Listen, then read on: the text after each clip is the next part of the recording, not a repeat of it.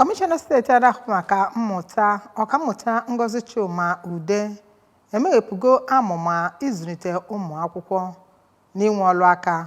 O mere nke a na Girls Secondary School Onitsha na kansụl ime obodo Onitsha North.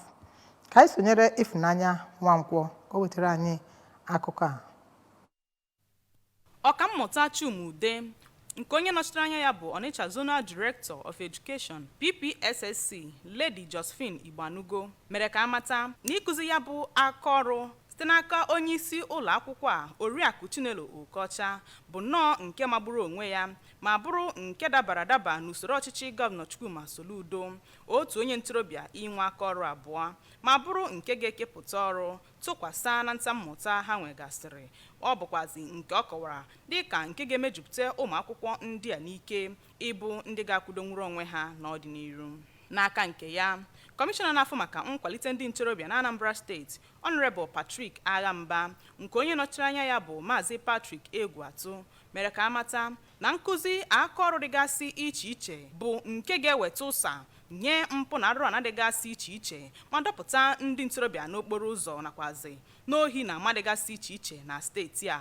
O toziri Oriakụ Okocha maka ịtụlite ya bụ amụma inye ọzụzụ aka ọrụ dịgasị iche iche n'ụlọ akwụkwọ ahụ.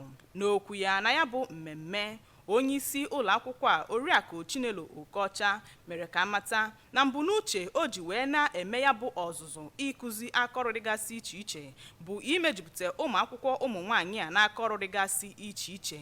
O kwupụtagasịrị ihe iche aka mgba nke ha nwegasịrị nke gụnyere enweghị akụrụngwa zuru oke maka ya bụ ọlụ. Onye ji ọkwa President General obodo Onitsha Sir Chike Egweogu kọwara ya bụ amụma dịka ihe dabara adaba ma kwue na afụgasịgo aka ọrụ dị iche iche nke ekepụtagasịrị ma bụrụ nnọọ nke bụ ịtụlite nkụzi aka nka nakwazi nka na ụzụ dịgasị iche iche ma bụrụ nke ga-anọ n'agbata enweghị ọrụ. Onye isi oche otu jikọtara ndị nkụzi na ndị nne na nna n'ụlọ akwụkwọ Ado Girls Secondary School Pastor Israel Ugwu nakwazi onye otu Ado Old Girls Association Oriakụ Gloria Iwenafumba ọtụtụ ndị ọzọ toro agbammbọ ndị isi ụlọ akwụkwọ a ma kpọzie n'oku ka ejigidesie ya bụ amụma ike. Otu nwata akwụkwọ onye gosiri nke agbamegwu ya Nwaada Uchechukwu Edo kwupụtara afọ ojuju ya isonye na ya bụ mmemme ma mezienụ ka amata na ya bụ n'obi ịbụ onye na-agba egwu nakwazi onye na-arụ n'ụlọ ọba akụ n'ọdịnihu. Ya bụ mmemme bụ nke